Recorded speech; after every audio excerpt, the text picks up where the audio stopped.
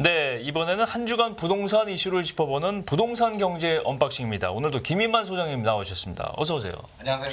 안녕하세요, 소장님. 네. 소장님 요즘에 뭐 금매가 아니면 사람들이 쳐다도 안 본다. 뭐 이런 이야기까지 있던데. 아니, 소장님도 그렇게 말씀하셨어요? 그러니까요. 내내 근데 그렇게 말씀하고 계시죠. 이번 주 시장 분위기는 좀 어땠습니까? 이번 주도 더 안 좋습니다. 지금 계속 그런가요? 안 좋아지고 있는데요. 아직 하락으로 전환된 것까지는 아닌데 통계를 보면 추석 이후로 지금 계속 상승폭을 반납하고 있는 상황인데요. 전국 통계를 보면 제가 3주 통계를 가져왔는데요. 0.03에서 지난주가 0.02%였고요. 이번 주는 이제 0%까지.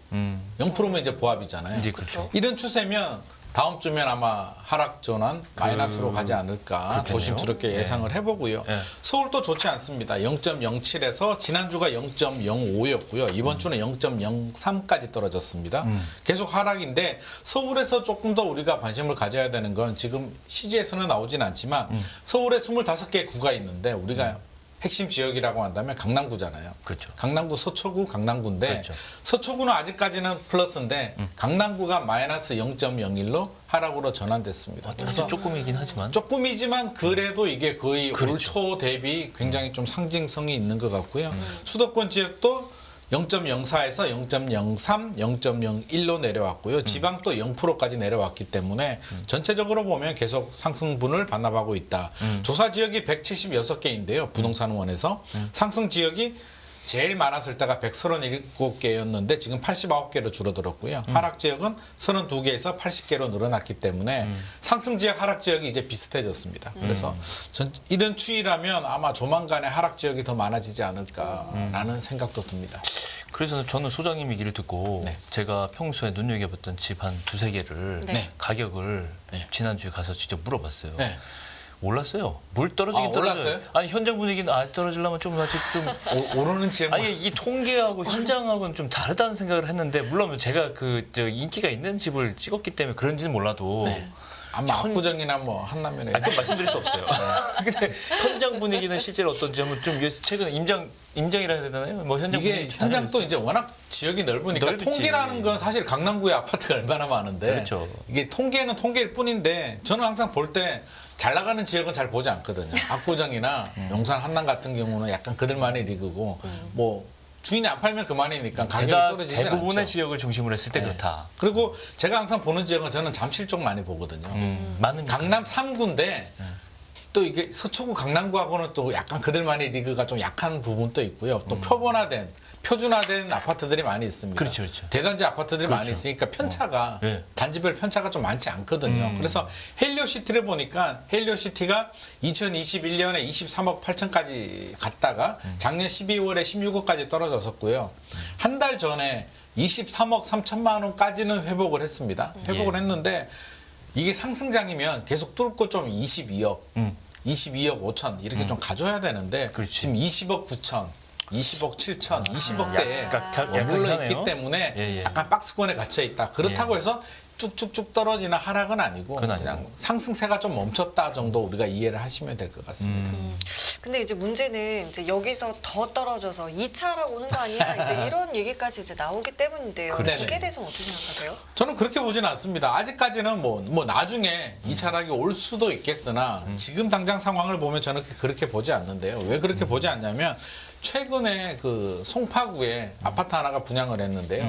힐스테이트 이편한세상 문정이라는 문정동? 아파트가 분양이 됐는데 청약 경쟁률이 150대 1이 나왔습니다. 어유 여전히 뭐 인기가 있는 거네요. 인기가 있죠. 인기가 있는데 이제 분양가 상한제가 적용됐기 때문에 가격이 저렴했습니다. 주변 시세보다 저렴하긴 한데 이게 어떤 의미를 가지냐면 시장의 분위기가 아무거나 막 사면 사실은 다 오르는 건 아니야. 네네. 확실한 경쟁력을 갖춘 아파트 위주로만 우리가 들어가겠다라는 심리를 가지고 있는 거고요. 그러면 투자 심리가 죽지 않았다는 거예요.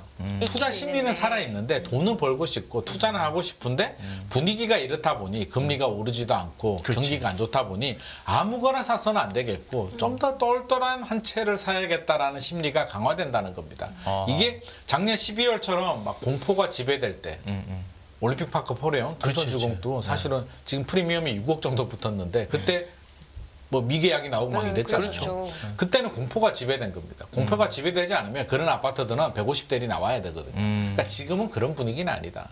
근데 좋은 거 위주로 가다 보니까 이런 현상이 나오고 있고 그러면 심리적으로 봤을 때 이제 그런 거죠. 왜 매물이 늘어나고 매물은 지금 8만 호 정도까지 늘어났거든요. 서울 같은 경우는 공급 물량도 좀 부족한 부분도 있지만 그러면 그런 거죠. 집을 사려는 매수자들은 지금 헬리오시티 예를 들면 네.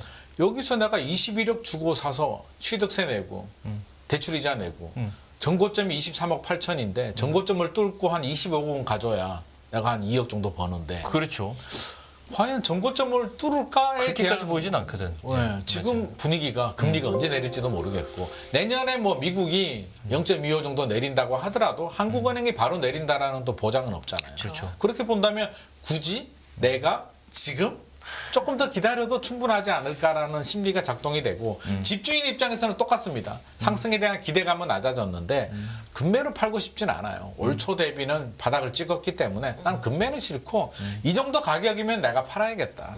굳이 내가 뭐 대출이자 내고 종부세 내면서까지 뭐 내년에도 나는 주택이 있으니까 한 채 정도는 팔아야겠다라고 하시는 분들은 시세대로 헬리오시티 또 예를 들면 20억대보다는 한 살짝 올려가지고 한 21억 정도, 21억 2천 정도 이렇게 팔리면 좋고. 네, 팔리면 좋고 안 팔리면 기다려보지라는 심리가 있기 때문에 매물은 늘어나고 지금 전체적인 상승 분위기는 조금 반납을 하고 있는 그런 분위기입니다.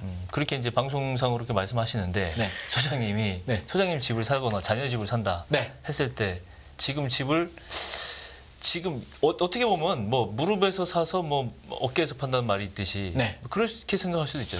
지금은 무릎은 아니고요. 제가 볼 때는 거의 뭐 어깨 정도까지는 온 것 같은데 아직도. 저는 그렇게 바라봅니다. 그러면 기준이 사할까 말까가 네. 아니고 사야 돼라는 머스트가 있을 수도 있잖아요. 그렇죠. 아, 부모님이 결혼을 하는데 야 돈 줄 테니까 지금 집 사. 당장 사. 고민하지 마. 그러면 사야죠. 부모님이 돈을 빌려줘가지고 집을 사라는데 안 샀다가 나중에 돈 안 주면 어떡합니까? 지금이라도 이제 내 집 마련해야 되잖아요. 부모님 복양, 자녀 교육.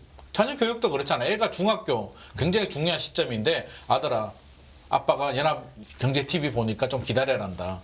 한 3년만 있다가 우리 집 사자. 그럼 아들은 그러죠. 아빠 나 고등학교 졸업해 그때는. 이러면 안 되잖아요. 해야 되는 분들은 하시는 게 맞습니다. 뭐 오르든 내리든 뭐가 중요합니까? 더 중요한 이유가 있는데 그렇죠, 그렇죠. 장기적으로 우상향하니까요. 그렇죠. 내렸다가 계속 살다 보면 올라갈 수도 있는데 지금 중요한 말씀이세요. 장기적으로 우상향한다. 우상향한다. 이게 사실은 대한민국에서 그 부동산에 관심 있는 분들이 대전제죠, 하는 대전제. 생각이에요. 기본적인 생각인데 저는 이게 과연 언제 무너질까? 이게 제일 깨질 수도 궁금해요. 있다라는 전망이 있기는 그렇죠. 하죠. 있긴 한데 그 전망의 확률을 가지고 지금 전체를 적용하기에는 아직은 아닌 것 같고요. 인구 감소 문제는 저는 20년 후를 보고 있기 때문에 너무 왜 면밀해. 주택 구매 연령이 되려면 아직까지 시간이 필요합니다. 20년 후에 또 어떤 변화가 있을지는 모르니까 그래요. 20년 후까지는 저는 예상하고 싶지 않습니다. 20년 후면 제 나이도 있고요. 뭐 그때 되면 저희가 신경 안 써야 될 수도 있기 그럼 때문에 머스트 말고 살까 말까 좀 할까 고민하시는 말까를 고민하시는 분들이 이제 고민이 되는데 저는 우리 인생하고 똑같다고 봅니다. 할까 말까. 내 친구한테 제가 좀 마음에 안 들어요. 그러면 이야기를 조언을 해줄까 말까. 안 좋은 얘기는 저는 부정적인 거는 얘기할 필요가 없다. 칭찬을 해줄까 말까 하는 게 맞다. 긍정은 하는 게 맞고요. 부정은 안 하는 게 맞거든요. 아 그렇게 그러면 집값 상승도 지금이 상승장이라고 본다면 할까 말까 해야 됩니다. 나는 상승장이 아니야. 지금 볼 때 나는 조정장에 들어갔고 일종의 하락장이라고 판단을 한다면 할까 말까라면 안 하는 게 맞습니다. 그렇죠. 그래서 본인의 상황에 맞춰서 나는 지금 상승장 같아. 본인이 그렇게 판단한다면 들어가야 되는 거고요. 나는 하락장이라고 판단한다면 기다려 보시는 게 좋을 것 같습니다. 그렇죠.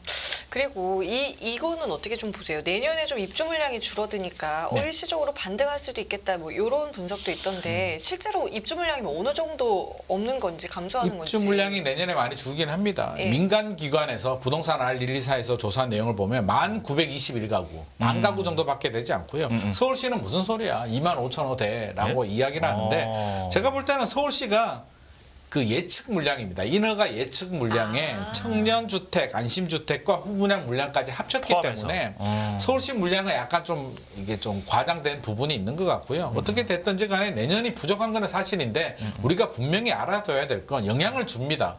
입주 물량이 작기 때문에 전세 가격도 상승을 하고요. 매매 가격의 상승 압력 요인 중에 한 개로 작용할 수는 있으나 네. 이것 때문에 집값이 무조건 올라가지는 않습니다. 전부는 아니다. 아니, 근데 어쨌거나 이게 누적이 되면 그렇지. 이런 상승분이 누적이 되면 나중에 영향을 줄 수는 있는데 그래도 내년에 당장에 영향을 줄지 안 줄지는 조금 지켜봐야 됩니다. 그래도 뭐 25,000하고 전망치가 입주 예정 많이 나죠. 더블 그러면 차이 나는 전세 가격에는 분명히 영향을 줄 것 같습니다. 제가 그렇죠. 볼 때는. 전세는 올라가는데 매매 같은 경우는요. 결국에는 집주인들이 매물을 내놓느냐 사려는 사람들이 사느냐에 대한 심리 게임이 더 중요하고요. 그렇지. 뭐 단적인 예로 2018년, 19년 예를 들면 문재인 정부 시절 집값 폭등했잖아요. 그때 10년 내 서울 아파트 입주 물량이 가장 많았습니다. 47,000호, 48,000호 정도 나왔기 때문에 그렇게 본다면 그때 입주 물량이 많으면 집값이 떨어졌어야 되는데 오히려 더 올랐거든요. 반대죠. 그러니까 그게 다른 요인들이 많이 작동이 된다. 그러니까. 입주 물량이 많다고 해서 수만으로 해결되는 게 가격이 수만으로 해결되지는 않습니다. 이런 맞아요. 추이가 지속이 된다. 맞아요. 후내년 몇 년간 지속이 되면 몇 년 후에는 반드시 영향을 주게 됩니다. 그렇죠. 그리고 사실 이 청약 이야기할 때 우리 청약 통장은 되게 당연하게 약간 가입하는 그렇죠. 특히 청년들은 예, 예. 근데 요즘에 가입자 수가 좀 많이 줄었다고 하더라고요. 가입자 줄어들고 줄었습니다. 있다고. 예, 가입자 줄었습니다. 왜 그런 이게 걸까요? 1년 전보다는 100만 명이 줄어들었고요. 한 달 전보다는 5만 명이 줄어들었는데 이것도 생각해 보면 당연합니다. 우리 앞서서 매매 시장 이야기를 했잖아요. 네. 옥석을 좀 가리는 분위기다. 청년들 같은 경우는 좋은데 청약을 하고 싶은데요. 점수가 나오지 않습니다. 안 나오죠. 공공분양 주택들은 납입 금액이 굉장히 많아야 10년, 되는데 20년 이상 기다려야 맞습니다. 되는데. 한 달에 30년 10만 원만 되는 인정이 얘기 되거든요. 듣는데. 20년 해도 2,400만 원. 그러니까. 언제 20년을 하고 가점 점수 같은 경우는 만 30세부터 무주택 점수를 인정해 주는데 만점이 되려면 15년이거든요. 만 45세가 돼야 되는데 나 지금 27살이야. 점수가 안 나옵니다. 그때까지 못 기다리지. 그럼 몇 년 전 같으면 아무데나 청약을 해도 1억이 오르느냐 5억이 오르느냐 무조건 오르는데 지금은 아무데나 하면 안 되기 때문에 그냥 계약을 청약 통장을 해지하는 경우들이 늘어나고 있습니다. 그렇죠. 아 그러면은 지금 이게 내가 갖고 있어요 청약 네. 통장을. 근데 사실 저희 해지할까 말까? 그렇죠. 일단 갖고 그게 있어라 고민되죠. 이런 분들도 네. 계시고 고민되죠. 갖고 있어서 무슨 소용이냐 이런 분들도 계시잖아요. 저는 가져가라고 말씀을 드리는데 그래서 금액이 그렇게 큰 왜 돈은 말씀을 아니니까. 드리냐면 저도 예전에 해지를 했거든요. 아 이게 왜 필요하지? 내가 되지도 당장 쓰지도 않고 맞아요. 되지도 않는 거. 당첨되기도 어려운데. 해지하고 나서 제가 무지하게 후회를 했습니다. 다시 가입을 했거든요. 왜 그럼 해지를 했냐면 그럼 새로 시작해야 돼요? 네, 새로 시작 리셋됩니다. 아, 그렇구나. 네. 그러면 보유하고 있던 걸 가지고 갔으면 통장에 금액도 남아 있고요. 기간도 계속 인정이 되면 나중에 내가 무주택이 될 수도 있고 점수가 올라갈 수도 있는데 그치. 해지하고 나니까 이제 돈을 탑니다.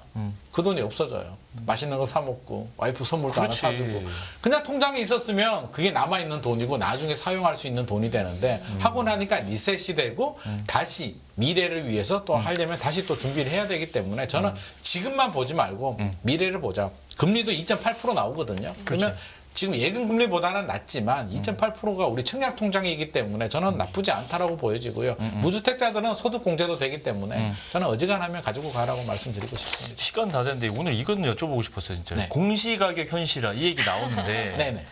공시가격이라는 게 사실은 지금 뭐 좀 지역마다 좀 다른가요? 좀 하여튼 뭐 지역마다 다르고요. 뭐 하여튼 품목마다 여러 가지 다르죠. 제품 뭐 네네. 예, 그 다른데 공시가격이라는 게 사실 세금 내기 위한 기준 가격이잖아요. 맞습니다. 근데 이게 세금하고 예, 보험료. 과거에는 굉장히 낮았다가 사실 많이 올라와 있고 네네. 이거를 이제 현실화한다는 얘기가 나오는데 뭐 어떤 식으로 현실화한다는 게 궁금하고 두 번째는 이제 공시가격이라는 게 이제 실제 가격이 공시가격이 밑으로 갈 수도 이론적으로 밑으로 갈 수도 있고 위로 갈 수도 있기 때문에 어느 정도 이렇게 남겨놔야 되잖아요. 그죠? 맞습니다. 네, 그런 그게- 것까지 포함해서 얘기 좀 해주세요. 그게 공시가격의 존재의 이유입니다. 네. 공시가격 필요 없고 시세대로 해라고 하면 가격이 오를 수도 있고 내릴 수도 있고요. 그러니까. 동이나 층에 따라서 다르고 기준이 명확하지 않기 때문에 그렇지. 공시가 시세의 한 뭐 50에서 70% 수준까지 낮춰서 굉장히 변동폭을 적게 적용받도록 만들어주는 게 공시가격입니다. 예측 가능하도록 예측 해야지. 가능하도록 한다는 세금도 건데 그렇고. 그게 세금의 원칙이죠. 네. 원칙인데 문재인 정부 시절에 이제 집값이 많이 올라가게 되니까 이게 세금을 너무 적게 내.